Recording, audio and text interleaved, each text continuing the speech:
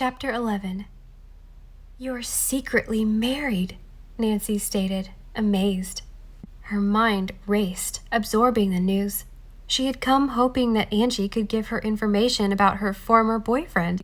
Now she realized she'd been about to ask a wife to speak against her husband. "No one knows about it, Nancy," Angie said.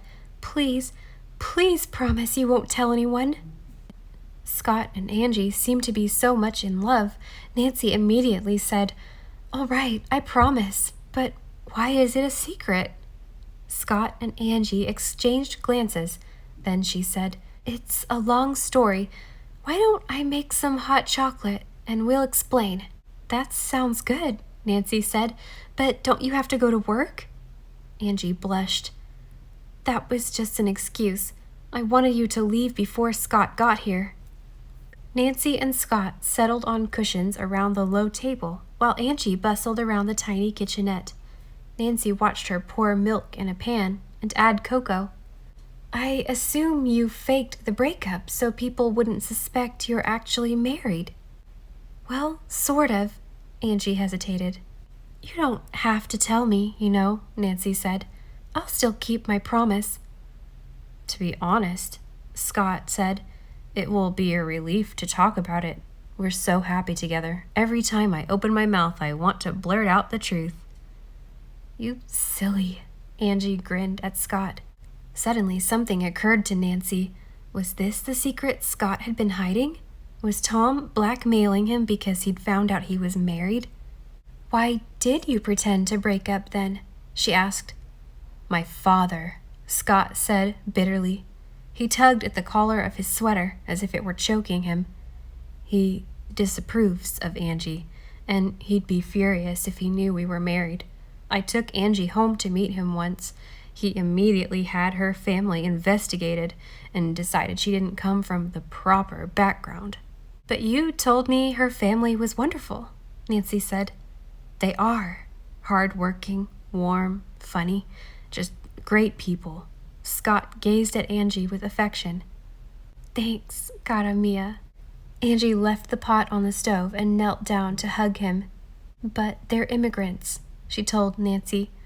"Mama and Papa left Italy when they were teenagers, and they speak with an accent." Deep anger crept into her voice. "It doesn't matter to Congressman Walt Winchester that they built their own business from scratch."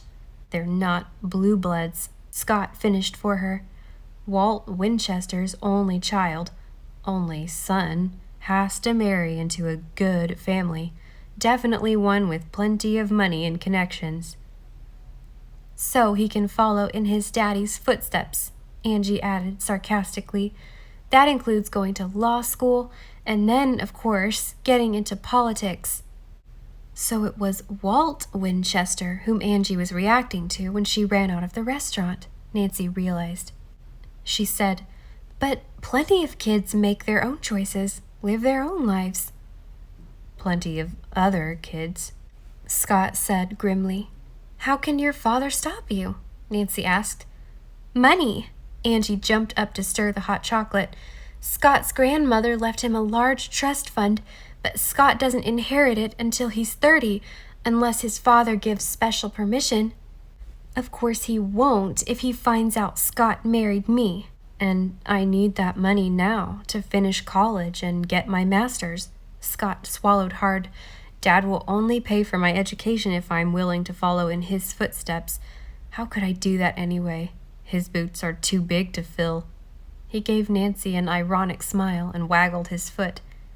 "He wears a 13 and I only wear a 9. Nancy smiled at his joke.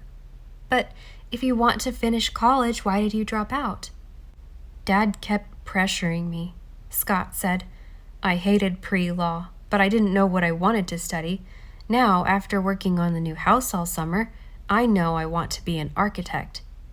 Angie brought 3 steaming mugs to the table. "He'll be a great one, too. He has what they call the eye. It's an instinct for what works in design." Scott touched her cheek. "My #1 fan, rooting section, and fellow artist." Nancy once again found herself liking Scott and finding it difficult to believe he might be a murderer. She had to remind herself that she'd met more than one charming killer in her career. "Scott," Nancy began slowly, "you know Barb wants me to find out if the police really have a case against DJ Divot." "Please, Nancy," Angie groaned. "Do we have to talk about the murder now?" "There's a new development," Nancy said, taking a sip of cocoa. "What?" Scott said, suddenly alert.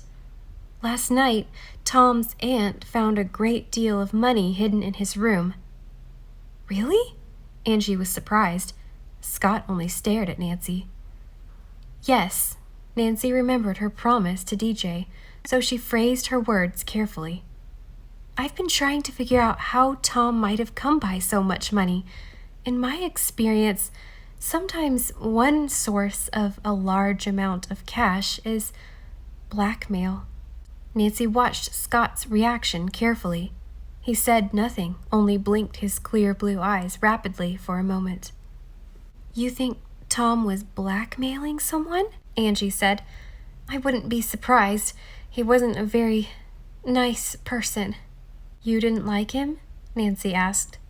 "He was a jerk," Angie said. "A real loudmouth, always bragging about how good he was with boats and girls." "But Barb liked him." "Barb likes everyone," Angie said. "She grew up in South Boston and knows 100 guys like Tom. If they give her any sass, she gives it right back and then some." Nancy nodded. She'd been watching Scott while talking to Angie and was disturbed by what she saw. Emotion seemed to flicker under his outwardly calm manner. Her mention of blackmail had obviously triggered something, but what? "Scott, what do you think about my theory?" Nancy asked. His voice was carefully neutral. "I agree with Angie. Tom wasn't a very nice person." Nancy realized he wasn't going to reveal any more at that point. "Well, I'd better be going. Hannah's expecting me." She stood up and put on her dripping jacket. "Congratulations, you newlyweds. I'm really happy for you." Scott and Angie walked her to the door. Nancy went out into the storm and made her way home. She found that Sarah had left, and Hannah was in the living room, listening to music on the radio while she worked on her quilt. "Hannah," Nancy said, sitting in one of the overstuffed chairs, "I've just been talking to Angie and Scott." Hannah's eyebrows went up. "Angie and Scott?" Nancy nodded. "I promised I wouldn't tell, but I don't think they'd mind if you knew. I'm sure you won't mention it to anyone. Angie and Scott are secretly married." "I can't believe it," Hannah said, putting down her quilting. She thought a moment. "Then why did Angie run out of the restaurant the other night?" Nancy explained how Walt Winchester felt about Angie and the fact that the congressman controlled Scott's trust fund. She also told her about DJ's assertion that Tom Haynes had been blackmailing Scott. If Tom found out about the secret marriage, it's possible that Scott would have paid him to keep quiet. Hannah frowned and shook her head. "And if we assume that Tom was killed by the person he was blackmailing, that means Scott is the murderer," Nancy said. "That handsome young man?" Hannah said.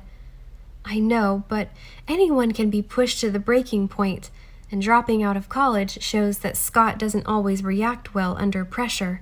If Tom kept asking for more and more money, the way blackmailers often do, Scott might have exploded." "Killing Tom could have been an accident," Hannah said. "Maybe he didn't mean to do it. The police know there was a fight before Tom received the blow that actually killed him." "And Scott has a bruise on his cheek," Nancy said. "I'm going to ask him where he got it the next time I see him.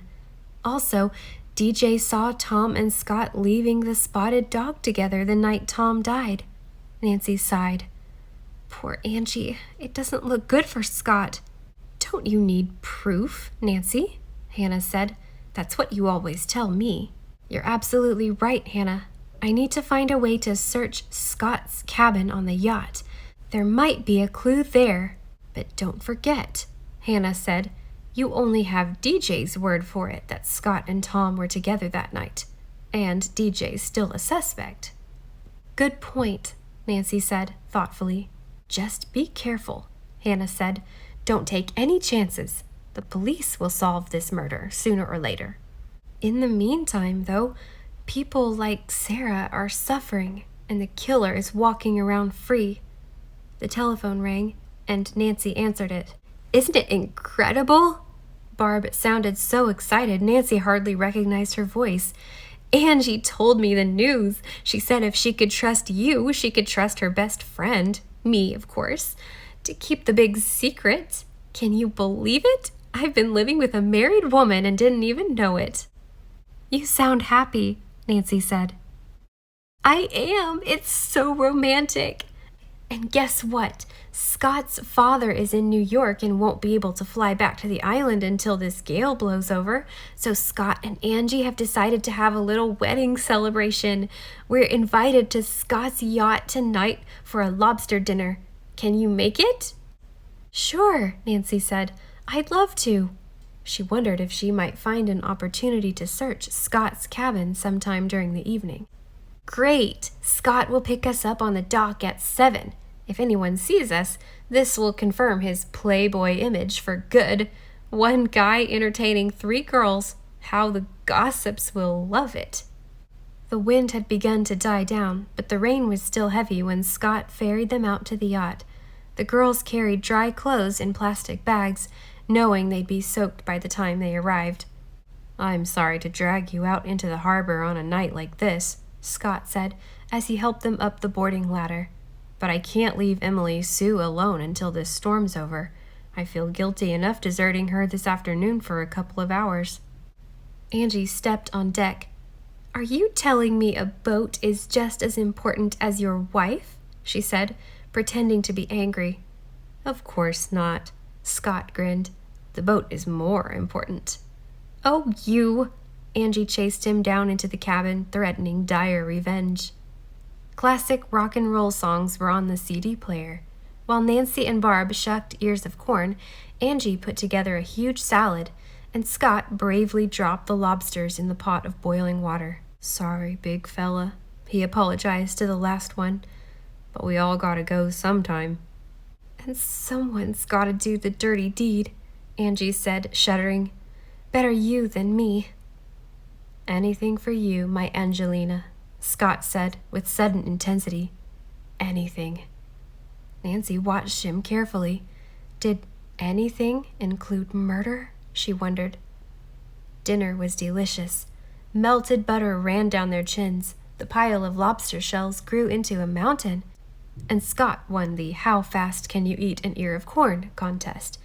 Everyone groaned when Angie cleared off the table and plunked down 3 tubs of ice cream and 6 kinds of toppings. I can't eat another bite, Barb said. You don't have to eat it, Angie said. You just have to create it. There's a prize for the most original sundae. Now, here are peanuts, fudge sauce, whipped cream, marshmallows, cherries, olives. Olives! Barb shrieked. On ice cream? Why not? Angie grinned. If you'll excuse me a moment, Nancy said, I think I'll go wash up before I build my version of the Leaning Tower of Pisa. Be right back. One of the bathrooms was located off Scott's cabin, where the girls had changed into dry clothes earlier. Nancy shut the cabin door, washed her hands, then began to search the room. Scott's things were all neatly stowed away. She found nothing but clothes in the built-in drawers and books on the shelves. She opened the hanging locker and found shirts, slacks, and jeans. She felt around in the pockets. She found loose change, a tiny pocket knife, some string, and other odds and ends. When she came to the faded pair of jeans Scott had been wearing the day before, she slid her fingers into the front pocket. There she found the folded piece of paper he had been playing with. She opened it and read, Bring twice as much money as before. Pay up, or you know it will happen. Tonight, same place, 10 p.m. It was signed, T.